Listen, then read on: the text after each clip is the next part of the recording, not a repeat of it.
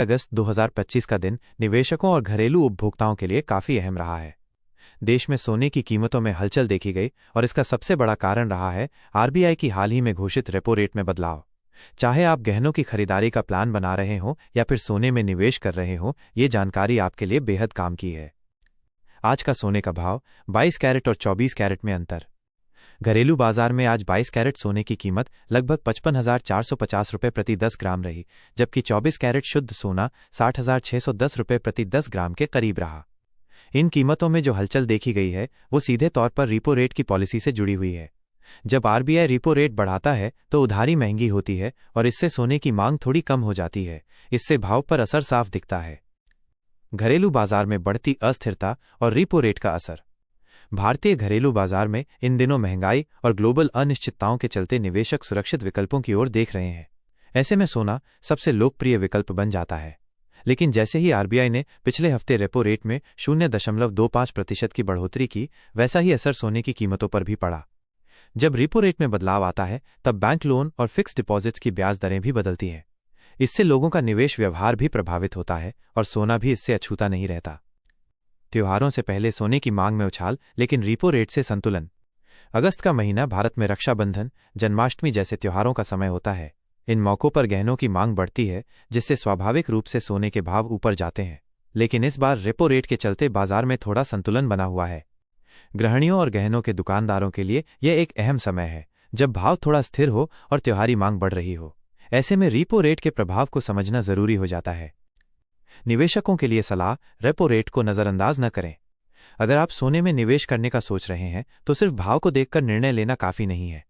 Repo rate एक ऐसा economic indicator है जो तय करता है कि निकट भविष्य में सोने का ट्रेंड क्या होगा।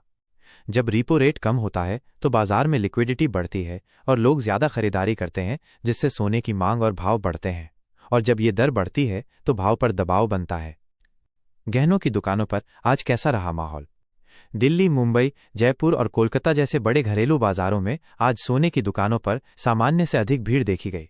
त्योहारी खरीदारी की शुरुआत हो चुकी है, लेकिन कई ग्राहक भाव को लेकर थोड़े असमंजस में थे, क्योंकि रिपो रेट की वजह से कीमतें रोजाना बदल रही हैं। दुकानदारों का मानना है कि अगर रिपो रेट अगले हफ्ते स्थिर रहता है तो भाव में स्थिरता आ सकती है और खरीदारों का भरोसा लौटेगा। सोने की अंतर्राष्ट्रीय कीमतों और डॉलर रेट का प्रभाव। सोने की कीमतें सिर्फ रेपो रेट से ही प्रभावित नहीं होती। डॉलर की मजबूती, अमेरिकी महंगाई दर और ग्लोबल तनाव भी इसका बड़ा कारण बनते हैं। लेकिन भारतीय परिप्रेक्ष्य में रेपो रेट सबसे ज्यादा प्रभावशाली रहता है, क्योंकि यही तय करता है कि आम आदमी के पास पैसा कितना बचेगा और वो कितना निवेश कर सकेगा। 2025 की दूसरी छमाही में सोने का अनुमान।